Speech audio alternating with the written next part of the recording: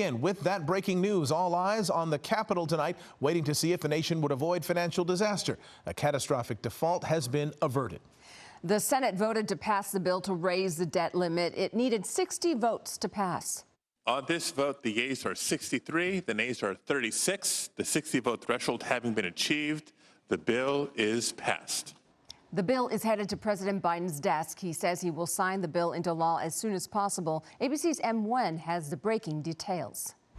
President Joe Biden and top congressional leaders are celebrating the crucial passage of the debt ceiling bill in the Senate, aimed at ensuring the U.S. government can keep paying its bills on time. On this vote, the yeas are 63, the nays are 36. The 60-vote threshold having been achieved, the bill is passed. Treasury Secretary Janet Yellen had warned Congress to act by the June 5th deadline or risk a catastrophic U.S. default. We've saved the country from the scourge of default. Behind the scenes, Senate leaders seeking swift passage raced to secure an agreement with members on about a dozen amendments to this legislation. Republicans also demanded assurances that the Senate would consider further increasing defense spending later in the year, as well as hold a vote on an emergency spending bill for additional Ukraine aid.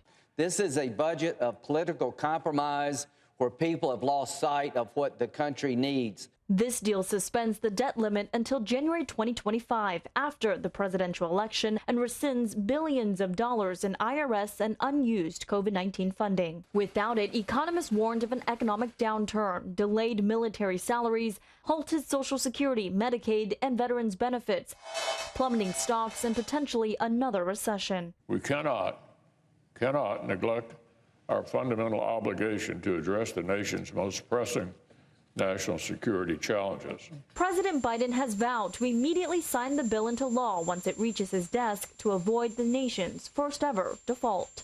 Hello, I'm Mark Brown. Get more great ABC7 content by clicking the subscribe button for our YouTube channel and download the ABC7 Los Angeles streaming app on Fire TV, Android TV, Apple TV, and Roku to watch on your TV.